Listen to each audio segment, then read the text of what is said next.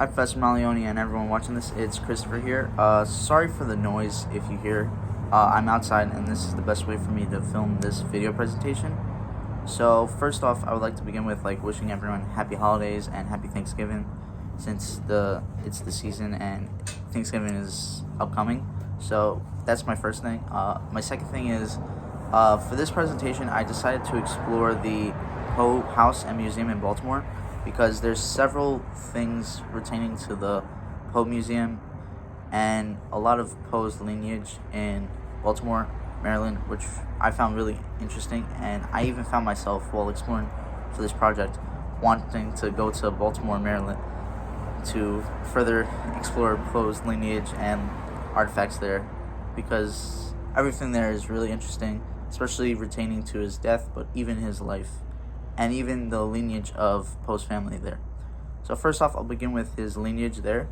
So John Poe was Poe's great-grandfather, and he moved there into Baltimore, Maryland in 1755, and he decided to reside there with his family. And I think it was Poe's parents, if I'm not mistaken, who moved to Boston, and that's where Poe was born. And then he also resided in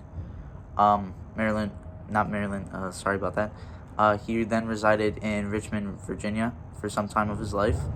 But Poe's roots technically were in Baltimore, Maryland, and he even decided to get away from his rough foster father, John Allen, to move in with his aunt, Marie Clem, in roughly 1831 to 1832, and he resided there until 1835 with his aunt, his grandmother, and his cousin, soon-to-be wife, Virginia.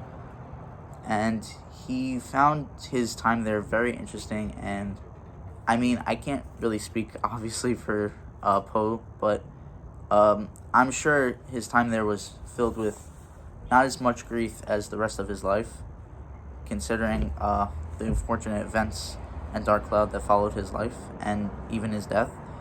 But Poe's life there was interesting, and he resided there, like I said, roughly from 1832 till 1835, when he moved back to Richmond, Virginia. Poe's house has many artifacts there, and the museum itself is beautiful. It's been preserved for, I think, if I'm not mistaken, centuries, or at least multiple decades, and it's still preserved now, even though a lot of the landmarks where Poe died and resided have been demolished. This is one of the only places in Baltimore that's been preserved, and the admissions there is actually fairly cheap, which is really interesting. And it's very fortunate, since I'm sure many people would love to attend to the museum. So admissions, if I'm not mistaken, it's $8 for seniors, $5 for children from ages 3 to 12, and for adults it's only $10, which I found really good pricing.